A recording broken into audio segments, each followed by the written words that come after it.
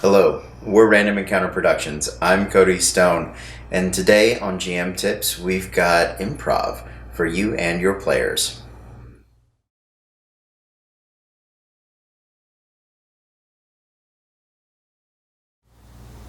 So, when we're talking about improv, the golden rule of improv is the statement yes and. It doesn't mean you always have to say it, but it's the idea that you accept what other people put out and you build on it. So, how does this work for GMs? It starts with something simple, accepting the player's backgrounds. You probably have a very specific world in mind, or you might be using a pre-generated world. Eberron is very different from Athos on Dark Sun. It's very different from the Forgotten Realms or Greyhawk or any of the other campaign settings. Maybe it's your own homebrew world.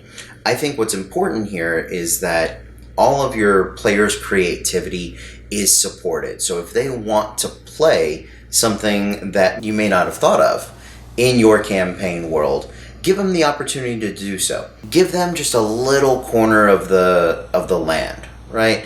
Give them a little piece of the continent where they can put their own weird dinosaur zombie tribe that they have come from, or whatever crazy thing that they have built. Now, there are some things that probably just won't fit in your world, and that's okay. Explain it to them, maybe help find the core part of that character that they really love and really want to play, and then find a place for that character or another place that that character comes from.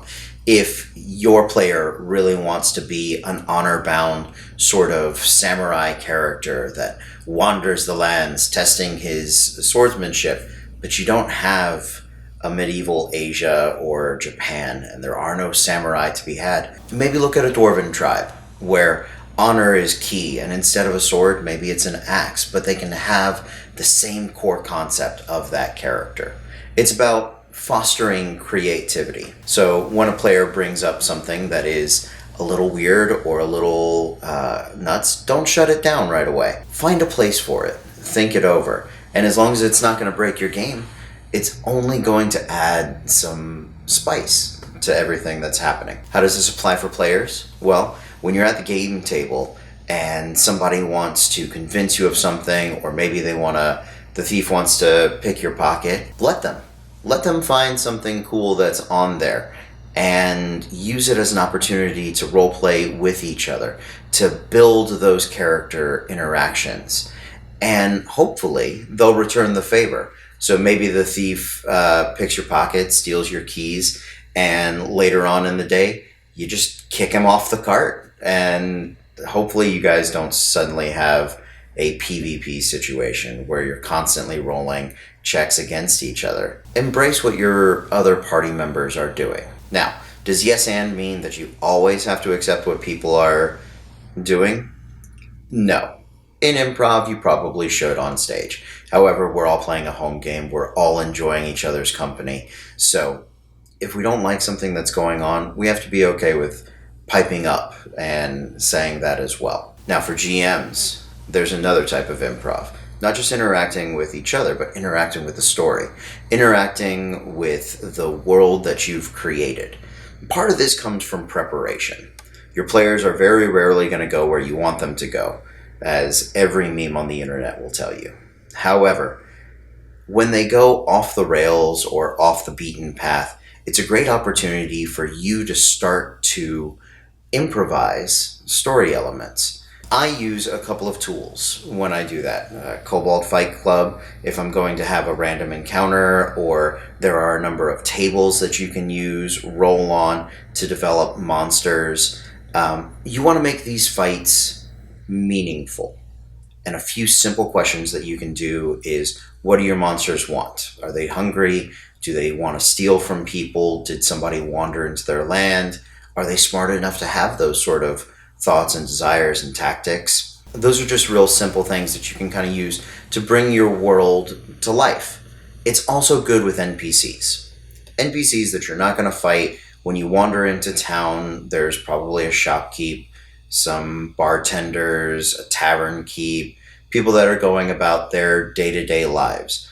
If you want to make somebody seem real, Very simple questions you can ask are, what do they want and how far are they willing to go to get it? So, if you have a miser of tavern keeper, they want more money from the party for them to stay. How far are they willing to go? Are they willing to set a hard line price that is exorbitant? Are they willing to risk their life? Probably not. But it butts up against how far your party is willing to go to get a cheap rate on that tavern. And suddenly we have conflict. And conflict is drama. Conflict is storytelling. And that's what we're looking for. Interesting choices can be found anywhere. Now, does that mean every choice that your party makes has to be an RP scene? Do you constantly have to be haggling over prices with them?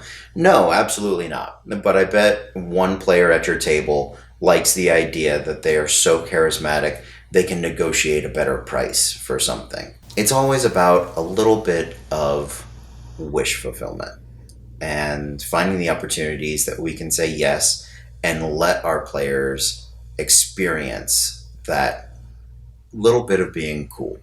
Sometimes you won't be able to. Sometimes your NPCs just don't work that way, and that's all right.